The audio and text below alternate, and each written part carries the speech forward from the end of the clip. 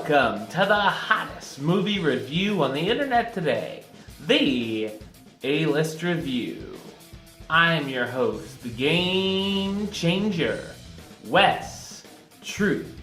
And today I'm here with a review of a movie that is sailing into theaters this weekend. That's right, it's time to hit the high seas once again with the 5th film in the franchise. That's right, it's time for my review of the 2017 adventure film, Pirates of the Caribbean, Dead Men Tell No Tales. Coming up now.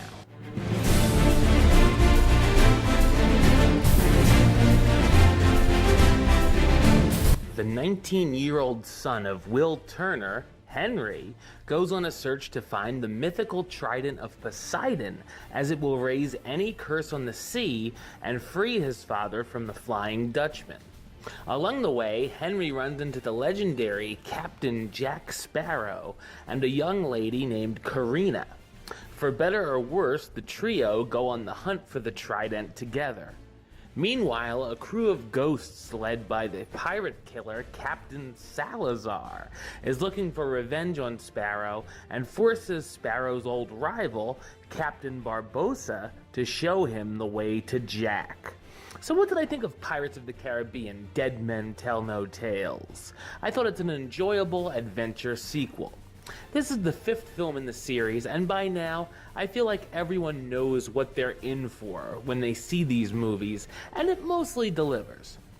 First off, the special effects and visuals used throughout the film look great, and it's a delight to see it on the big screen. The action sequences are exciting as well, giving the audience a number of ship battles on the high seas, an encounter with zombie sharks, some slick sword fights, and of course a final battle free-for-all. As in tradition, Sparrow also finds himself in a number of sticky situations or performing some odd antics, such as giving a new meaning to robbing a bank or having a close cut with a guillotine. The biggest problem I had with the film was its comedy. I thought it was very hit and miss, only really making me laugh a couple of times. The story to find Poseidon's trident was fine, and I was always interested in what was going on, but there were certain bits of dialogue that might have benefited from another go-round at the editing table. In fact, there were entire scenes and even subplots that probably could have been left on the cutting room floor. I did really enjoy the flashback scene where we see the young Sparrow face off against Salazar for the first time, and we see why he has a beef with him. There are a number of new characters, some of which are given more to do than others, but are a welcome addition to the series. There's a couple of cool surprises thrown in here and there as well. Johnny Depp reprises his famous role as Captain Jack Sparrow, the eccentric pirate on the hunt for the trident of Poseidon to gain control of the seas. Also in the cast, Javier Bardem as Captain Armando Salazar, the undead pirate hunter who is trapped in the Devil's Triangle and seeks revenge on Jack. Jeffrey Rush as Captain Hector Barbossa, the one-legged pirate and former enemy turned ally to Sparrow, who must lead Salazar to him if he wants to live. Brenton Thwaites as Henry Turner, the son of Will Turner and Elizabeth Swann, looking for the trident to free his father's curse.